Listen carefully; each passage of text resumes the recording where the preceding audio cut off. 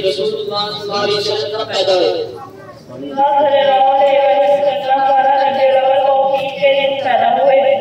रसूलुल्लाह सल्लल्लाहु अलैहि वसल्लम के साथ शफीक सदर का वाक़या कब भेजा? पहली बार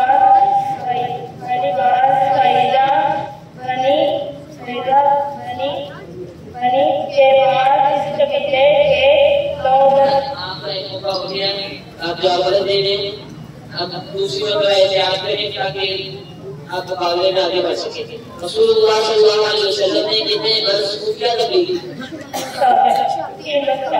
माशाअल्लाह। रसूलुल्लाह के इस्लाम कबूल करने के बाद आपने कौन सा बड़ा नामा पर ध्यान दिया?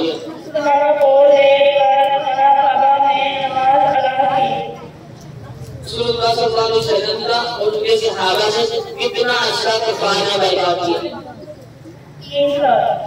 माशाअल्लाह। क्या रसूलुल्लाह सल्लल्लाहु अलैहि वसल्लम को मेराज की नमाज के अलावा और भी मौके मिले? जी हाँ, बकरा की आखिरी दो आयत में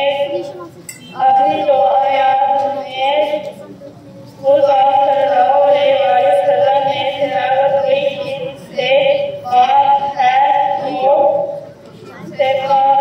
तो मकबूल हो जाए। माशाअल्लाह। बेटा रसूलुल्लाह सल्लल्लाहु अलैहि वसल्लम के ज़माने में कितनी हिजरतें हुई?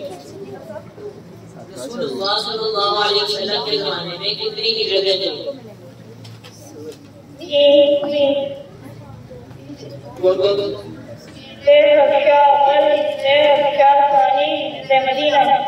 रसूलुल्लाह सल्लल्लाहु अलैहि वसल्लम ने मुसलमानों को हिजरत करने का हुक्म क्यों दिया?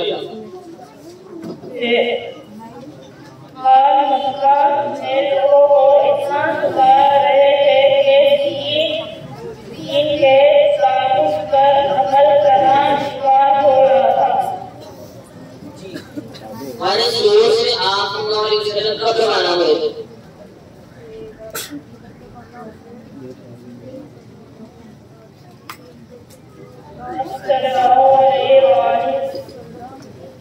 बेटा आप लोग अपने गुरु के